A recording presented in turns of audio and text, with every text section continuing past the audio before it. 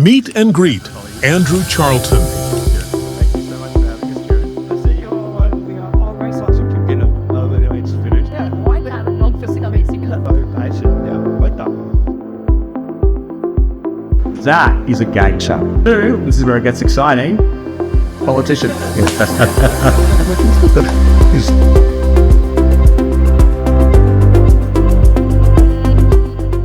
To get there and was that there is some very bizarre arrangement with an analytical nuclear nights.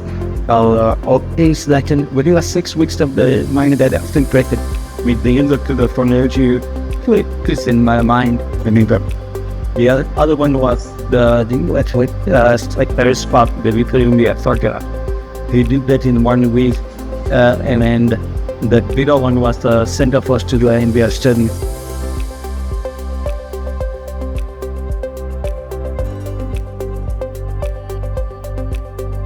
Best.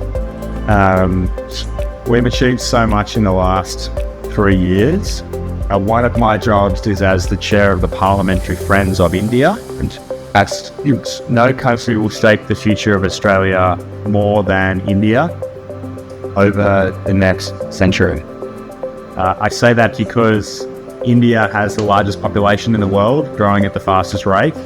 It has the fastest growing economy in the world of any major nation. It has the fastest growing defence capability of any country in the world.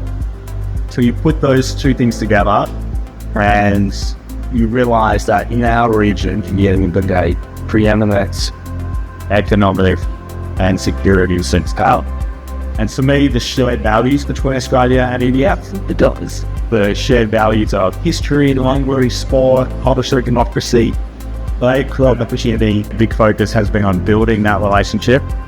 Last year I had the opportunity to go to India twice, once with my children. This time last year we were travelling around India, introducing my children to the sights, the sounds, the tastes of India, and they got 3 days. We had a fantastic time travelling through India last January, and then I had a chance to go back in my role as the envoy for cybersecurity, visiting Karnataka. I've seen some of the incredible and visiting in the sort of like out the terraforms over there. We've got the Centre for Australia-India Relations. That's a $30 million new centre based here in Parramatta. We had Prime Minister Modi come and visit and declare Little India in Harris Park as a global tourist destination right here in Parramatta. And last year I wrote this book as well, Australia's Pivot to India. And I wrote this to explain to Australians how important India would be for Australia's future. That India will shape Australia's future more than any other country on the planet. Shape it outside and in. Outside through the growth of India on the world stage, and inside through the growth of the Indian diaspora in Australia. My job is to make sure that there is a big block of Australian parliamentarians who understand modern India. And I think there are too many Australians who have an outdated view of India. They don't understand its growth. They don't understand its technological capability. They don't understand its economic strength. So for me, a big part of my role is to make sure that many of Australian parliamentarians understand modern India. And so that means organising meetings between Australian and Indian parliamentarians. It means organising exchanges, experiences, parliamentarians to engage with diaspora events, as well as visiting delegations from India. And I think as a group we've made a lot of progress. We were just talking last week about how we take the free trade agreement forward. We've made a lot of progress in the last 2 years, but having such a big group of members of parliament who are all passionate about it really puts a lot of weight on Australia's negotiators. What do you think about how space looks in Australia? Space industry, because you represent 20% of the representing this. Yeah. This vision is about empowering 12,000 students first of all. And we're starting here, and I'm sure 2 more missions, and this mission, Shakti said, will be orbiting end of next year in the wing. That is what the whole thing is about. So, wow, what an industry. Australia has a significant space industry. It's not as big as it could be, not as big as it should be, but we actually have a lot of capability in Australia from a space perspective. Everything from satellite technology, communications, rockets. Some of Australian technology is powering some of the most advanced rockets and satellites around the world. I think for me though, because Australia is a small country, we need partners in our approach to space. And India is a great cut. And I was talking to our ambassador there in India, Philip Green, about the scope for partnership across a range of different technologies between Australia and India. And I think that's a very huge difference to build that relationship in these areas. And it's something that I think over the medium term, over a long term, will have a big impact. And I hope you look back on much of the progress that we made in space and see Australia in your work. There's like no other people. Quest is not really used for an MP, but it's more of an economist in here. So we know they're going through this inflation, cost of living pressures and stuff. And most of the time, the Reserve Bank of Australia seems to only use the home loan as a lever to control this inflation. But according to the data, only 30% of people have mortgages. Is that the only way the RBA can control inflation? Because by only impacting 30% of people who have mortgages, how's it working, So what's your opinion on this? I think this is a really important question and something I think about a lot. I mean, the way that we manage the economy today is that the interest rate is like the accelerator and the brake. The economy is going too fast. We have too much inflation. We put our foot on the brake, and that means putting interest rates up. The economy is going too slow. Unemployment is at risk of rising. Consumption is too slow. We put our foot on the accelerator, and we bring the interest rate down. Your point is really valid, because what has happened since the 1980s is that when we put on the brake, we're impacting a small number of people that have to wear the pain of that brake. And those people are people who have mortgages. We have much more people now who don't have mortgages. Think about what the older Australians than they were in the 80s. And what we need is to think about how we achieve that accelerator and brake, slowing the economy down when it's going too quickly, speeding it up when it's going too slowly, but impacting not just a small group of people. And there are 2 proposals out there. I don't necessarily agree with these proposals, but I think they're interesting. One proposal is to use the GST. So instead of having, when we need to slow down the economy, instead of the Reserve Bank hiking interest rates, they might, which only affects borrowers, they lift the GST a little bit, which affects everyone. Everyone in the economy needs to be sped up. They reduce the GST. That's one idea. Another idea is the superannuation guarantee. We all pay superannuation, 10-11% of our income goes in superannuation. Another proposal has been, instead of using the interest rate as the brake and the accelerator, you use the level of superannuation. So when we need to slow down the economy, everybody pays 12, 13, 13.5%. Takes money out of the economy. One of the things I like about that is people don't lose that money. At the moment, when interest rates go up, you're just writing a bigger check to the bank and you never see that money again. Doing it through the superannuation guarantee means that, yes, we will be taking money out of the economy when it's going too fast. We have to do that. But you're not losing that. You just saving more for your retirement. Solution that when you interact with is receiving a different perspective rather than the interest rates getting lower. Yeah, that is amazing. Thank you for the question. Yeah, great question. Why you don't like this with the Irish again? As you said, Look, it's not that I don't think. I just think there's a lot of work to do to implement them properly. There are some things about them that I really like. I like that it affects more people rather than just borrowers. I think that's nicer, it's fairer, probably more effective. I like that in the superannuation example, we're not taking your money away from you and giving it to a bank. Your Reserve Bank is forcing you to save more, and so you keep that money for yourself and you get it later on when you retire. But there are lots of things to work through to make it work. That's it. Well, we're living through to happen. We're a lot of consequences that we're seeing now is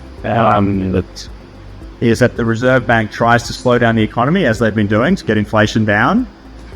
They do that by raising the interest rate. Everybody with a mortgage is in a lot of pain. And these old people have more money. So actually, and again, as I said, in the 80s, there weren't that many self-funded retirees. There weren't as many self-funded retirees. Don't get me wrong. I think self-funded retirees are a fantastic thing, but they've had this consequence for our monetary regime, which is now when the Reserve Bank puts a foot on the brake, it sucks money out of the economy by increasing interest rates for younger people, but older people on fixed incomes, they actually have more money. And that means that the interest rate is less effective, and we need to raise interest rate even more on the young people. So there's this feedback effect in the system at the moment, which is making it more challenging to live under. They're bigger function centre, there's no question. I am sick of travelling to Blacktown to attend functions and park in the car park there with 300 people who've all driven from Parramatta. I don't want to do that anymore. So we do need a bigger function centre. We're looking at spaces. One of the challenges with Parramatta is we're struggling for spaces. We have a couple of different spaces that we're looking at. The plans on the Red Gum Centre are progressing. So we do have plans to demolish, rebuild, and have much bigger space at the Red Gum Centre. That will need government funding, and I'm waiting for council to present to me the proposal, which they tell me is coming, and then we'll take that proposal forward. This is hard. We have real challenges parking right through so many areas in the electorate. Wentworthville is one. Parramatta itself is one with lots of challenges in parking. We're trying to build a couple of new car parks in the centre of Parramatta. I'll have to go and have a look for you about Wentworthville. I'm not sure. I am aware that Wentworthville car park fills up very quickly, and a lot of commuters end up parking all of the surrounding streets and having quite a long walk. So let me come back to you on the. The question is do we get the rezoning personally or yes, red? Is there any time frame? Jack, I know we've made big changes to Westmead South. Yeah. Parramatta North. There are parts of the electorate which we're really moving on. We need to get the balance right between getting the right infrastructure. We're focusing on areas which are close to transport. If you are near a train station, near the light rail, that's where the focus has been on putting in more housing. We don't want to put in new housing in places where there isn't the transport infrastructure or isn't the schooling and education infrastructure, because that creates a problem to the residents. They can't draw on the street or flood die. There's no parking. So we need to manage the zoning alongside the transport and social infrastructure. I'll come back to you and check where we're at with the zoning. Basically, it's just one side, the guy in the park versus that look like from the land phone, so really sounding and so they're all really nice. Yeah. We chose a bit better at the like a like hostel. Yeah. I totally agree. I feel like transport is like the bones, or putting in the bones, putting in the metro, putting in the light rail. But you have to put in the other organs. You have to put in the heart. So you have to put in, and the heart is like the cultural infrastructure, the the community facilities. And then you have to put in the lungs, which is the parks and the green spaces. And we've focused a lot on the bones and not a lot on the other organs to make the city work. That's a big focus for me, is making sure that we invest in social infrastructure, environmental infrastructure, so that we don't just have a huge number of people, but the hospital is clogged, the schools are clogged, the roads are clogged, and everybody's life gets worse. We need to make sure that new housing isn't outweighed by development. I need to help it. What is your take on food news about it?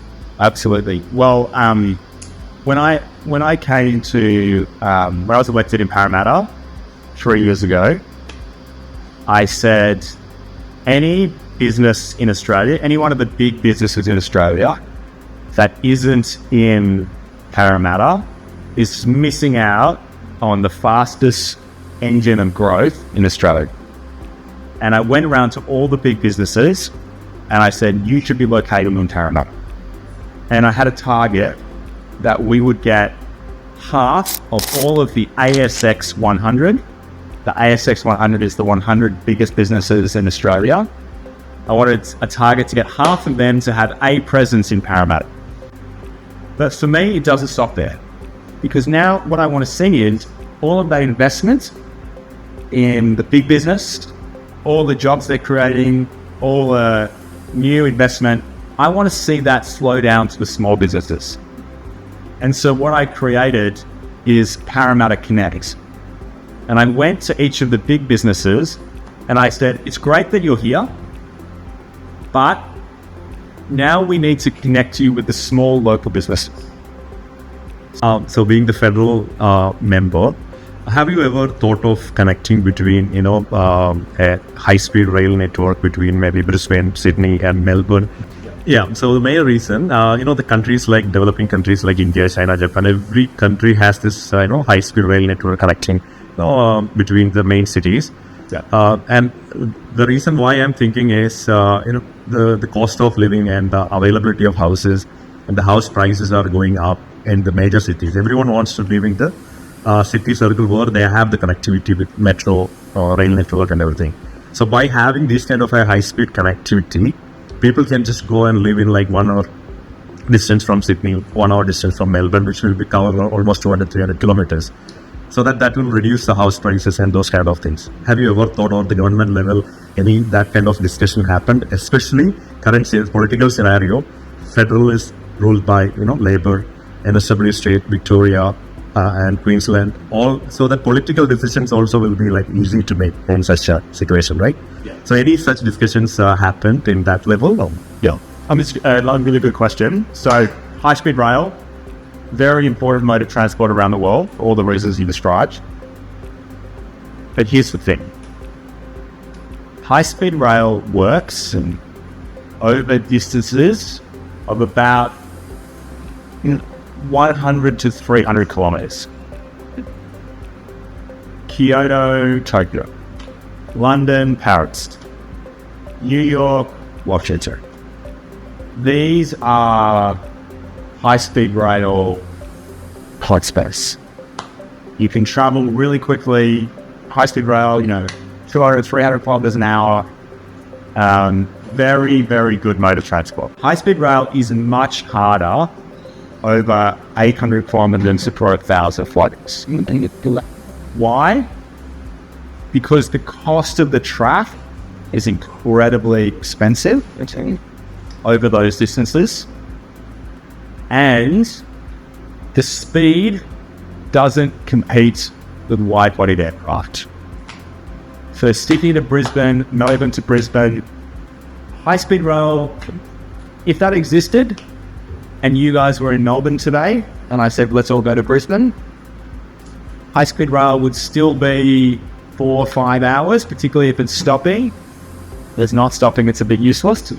If it is stopping, it's still 4, 5, 6 hours versus a plane, which is going to be much less than. So the Albanese government has actually just finished our feasibility study for high-speed rail in Australia. We said, where should it go?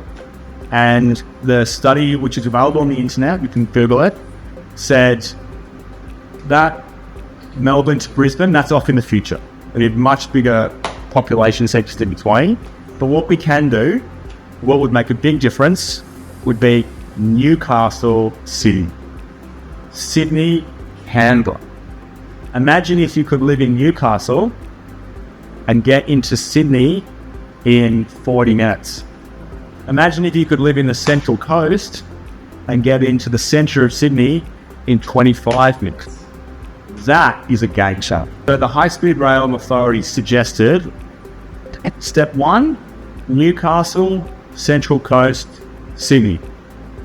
Step 2, this is where it gets exciting, Sydney, Canberra, but via Parramatta, which is very good for one type of person, the type of person who regularly commutes between Parramatta and Canberra. Politician.